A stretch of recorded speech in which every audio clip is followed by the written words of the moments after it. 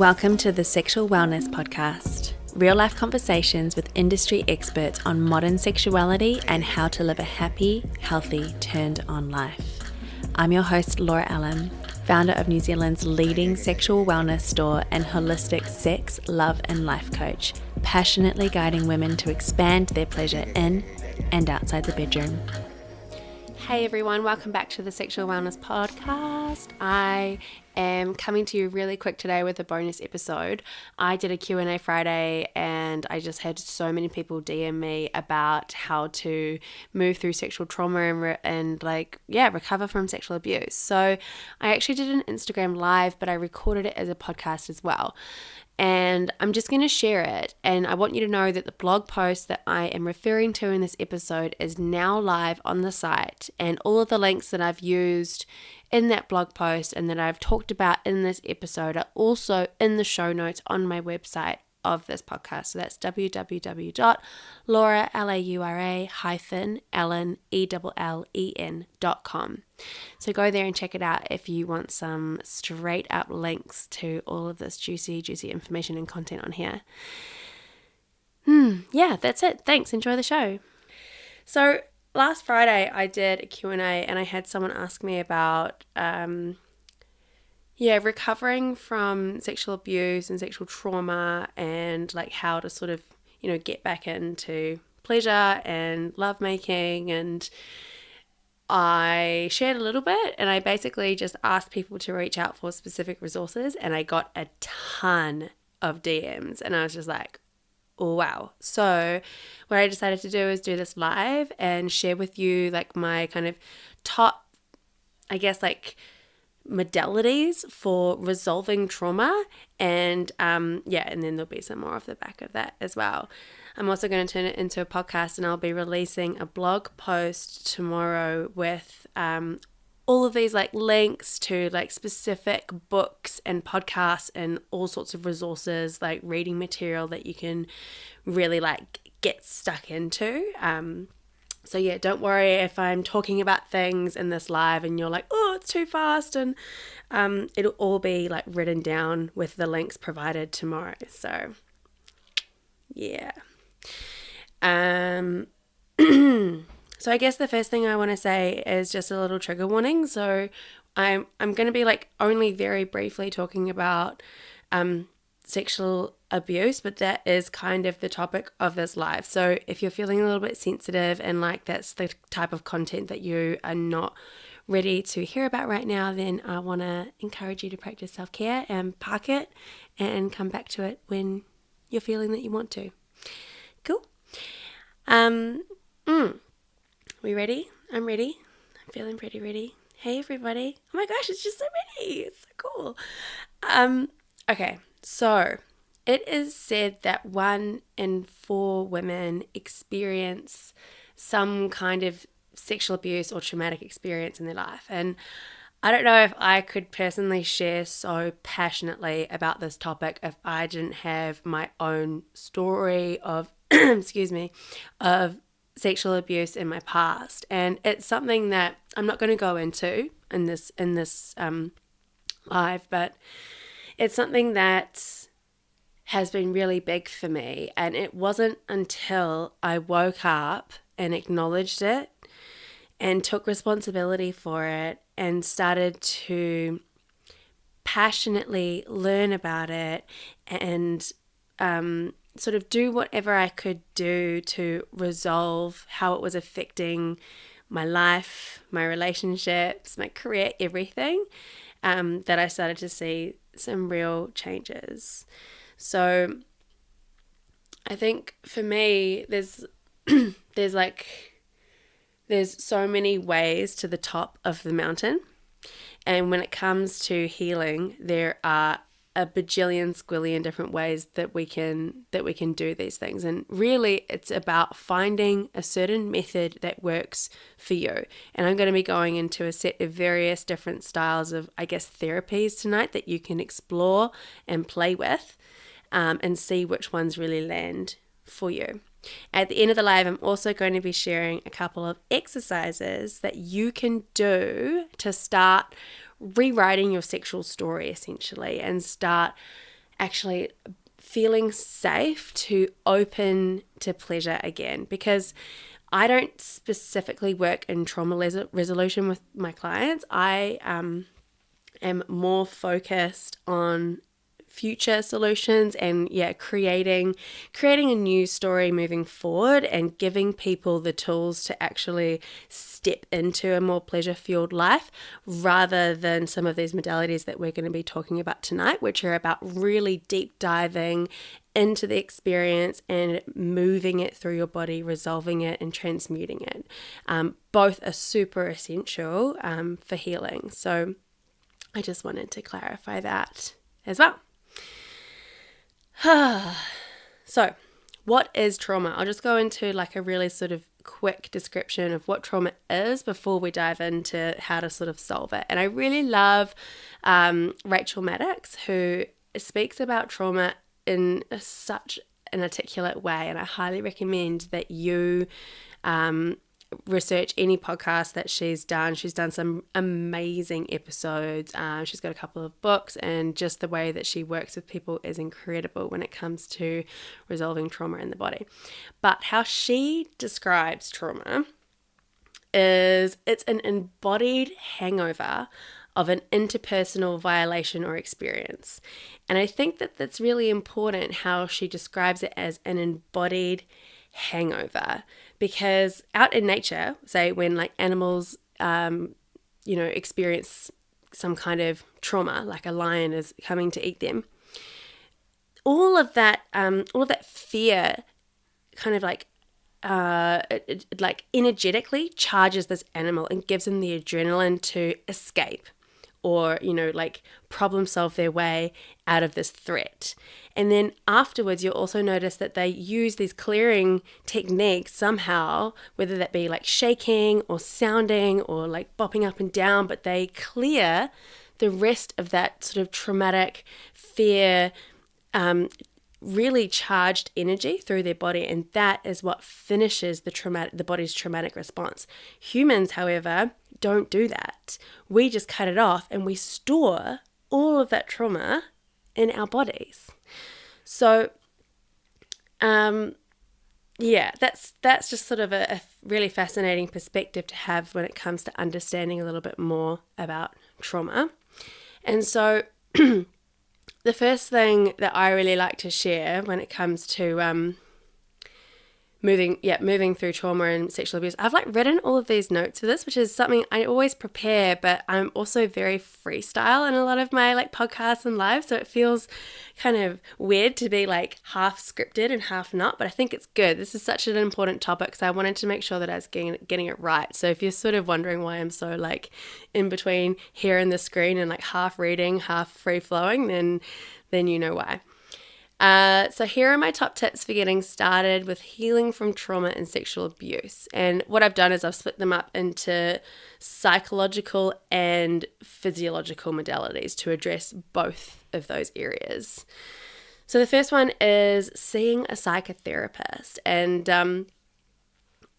having like regular psychotherapy is incredible. I mean, I see a psychotherapist every week and have done for a long time, not just because of like my traumatic experiences and all of the healing that I've been doing, but I personally just think it's a really, really I really value like investing in my mental health and investing in having a safe space that is completely separate and non-biased, like not from my friends, my family, my partner.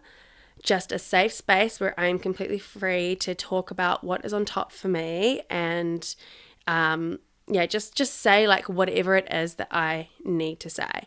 And while I do believe that talk therapy is amazing, I also believe in practicing a lot of those embodied therapies as well, which we're going to get into later because I feel like they really support each other, especially when it comes to dealing with trauma. But regular talk therapy. If you are based in New Zealand, and seeing as how we're talking about sexual abuse here, I will let you know that ACC has a thing called sensitive claims, and that is specifically for sexual abuse or trauma survivors, and they will be giving you free psychotherapy for as long as it takes. And that's kind of incredible. So if you're New Zealand based and you are looking for that type of support, then contact ACC. They can put you in touch with the nearest psychologist in your region and you can get the ball rolling through there. I'm not sure, obviously, what it's like in other countries, but I have lived in many continents around the world, and I've always managed to be able to get myself some kind of appropriate mental health care.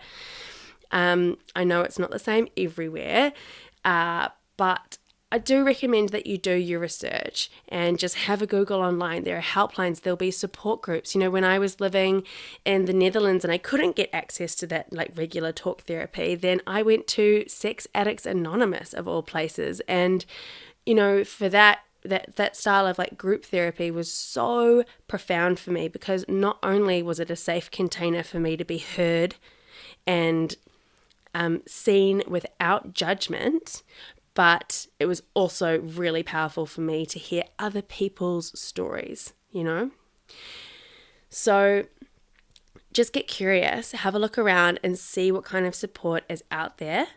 And when there is a will, there's a way. And I feel super confident that you're going to be able to get the support that you need when it comes to talk therapy. So that would be my first port of call: regular talk therapy, psychotherapy.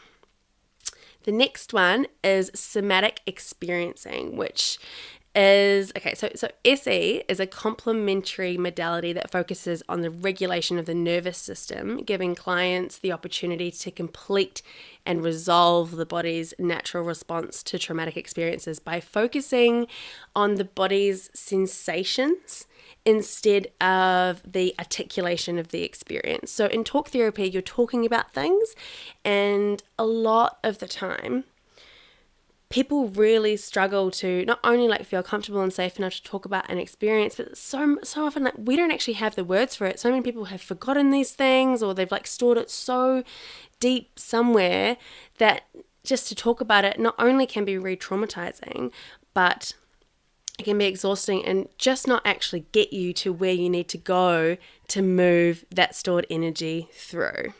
So SomaticExperiencing is a different style where you can get into your body more deeply and start to really develop that mind-body connection and get deeply in tune with your sensations of the emotions that come up for you. Especially if you're being triggered, if they kind of prompt trigger responses in you, and then you can start to really identify how your body is reacting to that. You'll have the tools to move it through your body, and then you'll be able to clear it. So the next one is dance therapy, movement therapy, which I'm a number one fan of, just because I love to move my body. And I could just shed a tear when it comes to talking about how profoundly healing dance has been for me. And it is about finding the right space. So if you're not going to go specifically to a movement therapist, because they are sort of harder to find, and if price is an issue for you, then that's something to consider as well. Again, if you are in New Zealand and if you're with ACC, you can get dance therapy, movement therapy funded.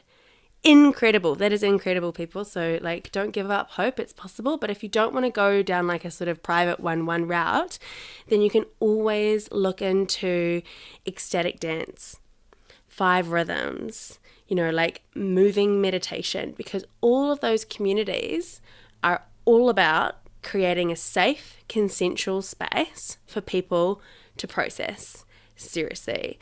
When I first started going to these, ecstatic dances and stuff in the beginning, I really struggled to get the confidence up to go out onto the dance floor. So it was definitely a bit of a practice in, building up my confidence and being able to actually let go on the dance floor. So, don't beat yourself up if you don't just rock up to your first one and you're not John Travolta. That's okay.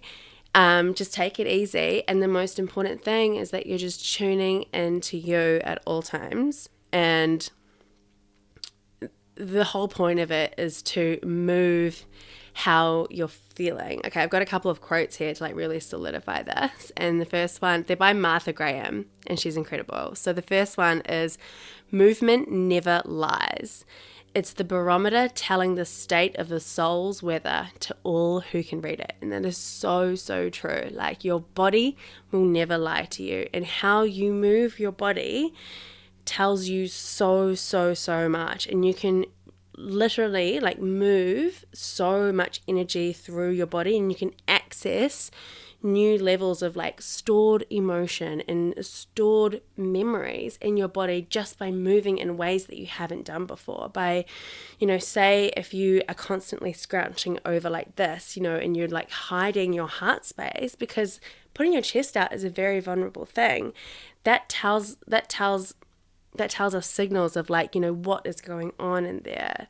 What's going on in there? Your body, in different parts of your body, has all of these messages. So learning to get back in touch with your body and starting to read those signals, and just trusting your body to like process what it is that you're feeling and not needing to put words to it. So many times if I'm just feeling grief on a Sunday and I'm like, I just need to move this through, I'll go dancing, and then afterwards it's moved, it's gone. I don't need to talk about it. I don't need to write it down in my diary. It's just gone because it's been resolved. It's been finished. It's moved through my body and it's gone. So get that tush off the cush and get moving. It's such a powerful, powerful way to move through a lot. Everything, I believe.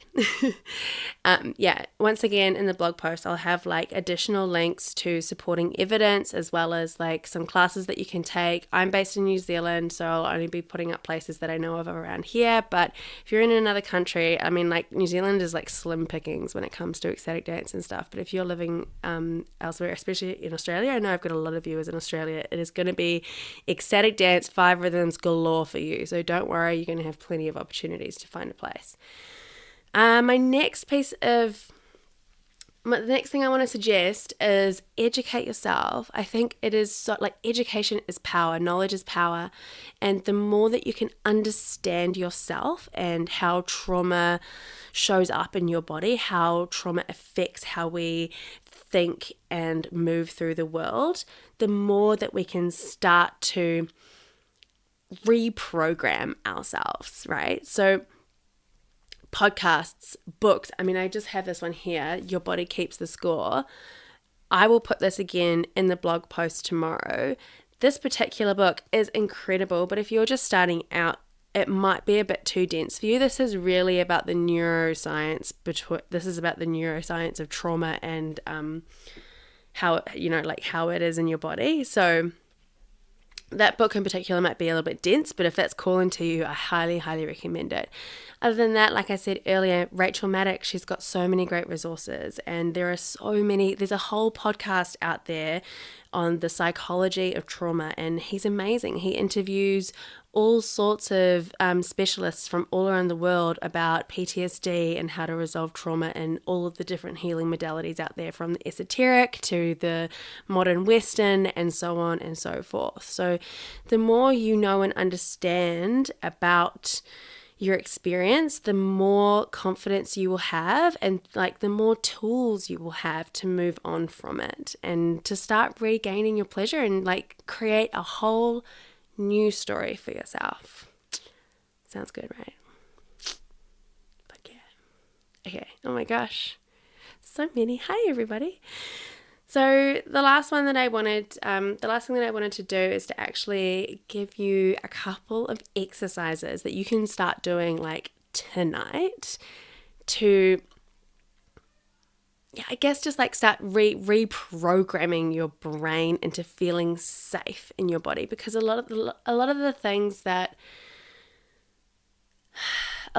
reasons why. Wait, let me just feel into how I want to say this exactly. The thing is with trauma is that it keeps us stuck in the past, and it can And it continues to subconsciously create our sexual story, and not only our sexual story, but who we are at work, who we are in within our family, within our community, within the environment. And we're constantly being affected by our body's fear response to trauma, because a lot of the time we're highly sensitive and we're on high alert, always looking out for the signal for when we have to run.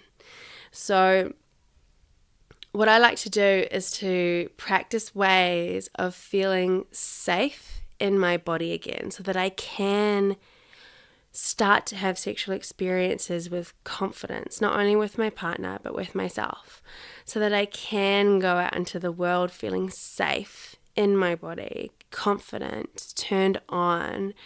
And the same goes in my career and everything. So the first exercise I'm going to give you is called the 5-minute self-love and drop-in.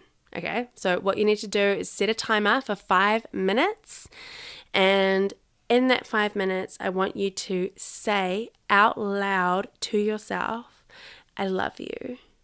Look in the mirror and say, I love you. If you can't say that yet, just feel it with every single cell in your body. Just like feel this feeling of I love you wash over you deeply. Just drench yourself in love for yourself. And then from that place, I want you to ask yourself, what do you need? Okay? What do you need? And really get quiet, because it might be, I need to have a nap. I need to call a friend. I need to go for a walk. I need to do some work. I need to ... what. So it's about really tuning into what you need from a place of love for yourself. And this is the foundation of self-pleasure. This is the foundation of self-love. It's about making choices for yourself from a place of love and respect for yourself. Okay, so that's the first task. And it sounds super simple and easy, but in practice, it's much harder.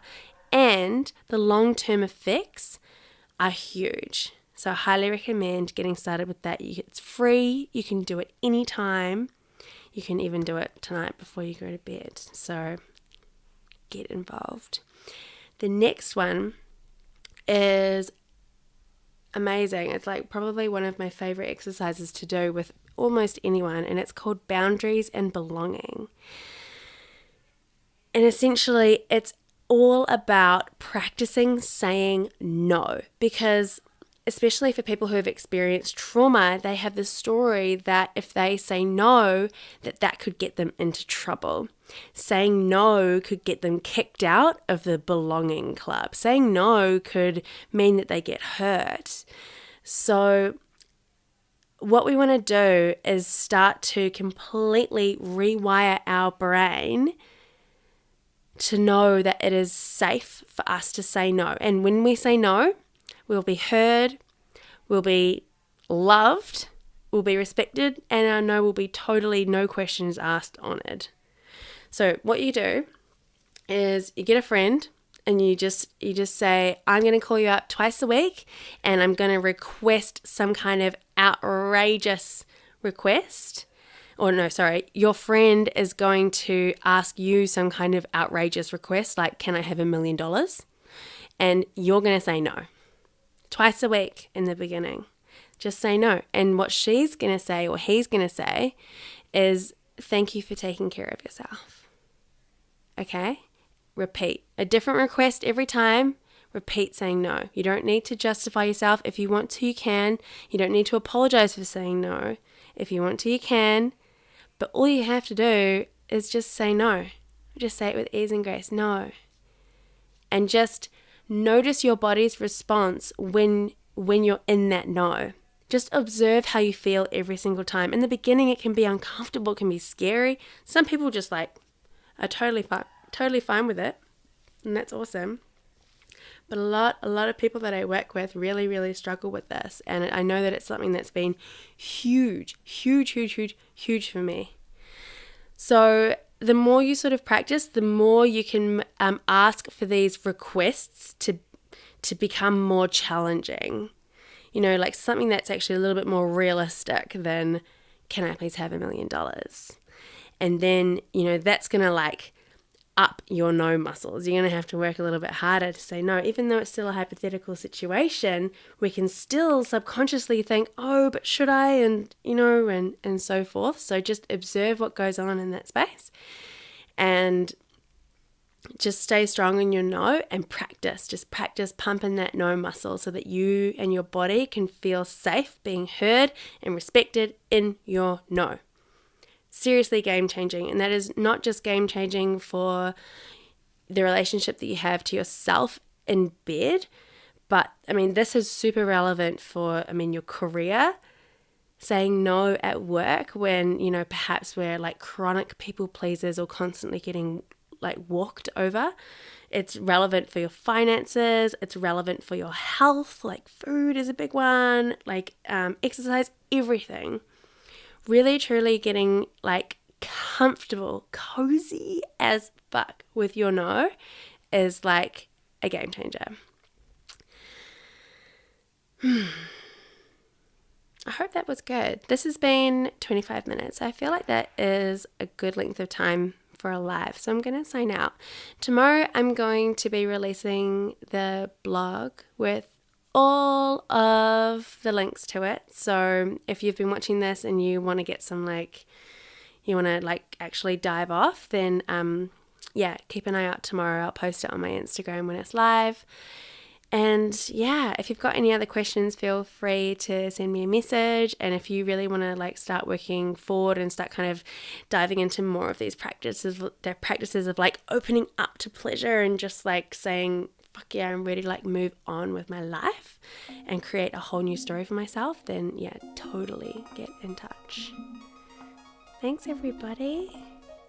I'm out. I'm going to go. I guess I just end this. Thanks y'all. If you enjoyed this episode, hit like and subscribe or share it with someone who you feel could benefit from hearing it too. My mission is to bring healthy sexuality to the mainstream, so be sure to leave your 5-star review on your favorite podcasting app, because that way this content can land in the ears of those who need it the most. If you're looking for more resources on how to live a turned-on life, check out my website at www.laura-allen.com, where you'll find events, coursework, free downloadable workbooks, as well as my coaching packages.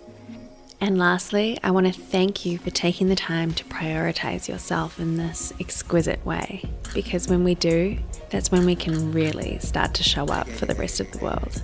And until next time, thank you so much for listening, and I'll be back with another episode soon.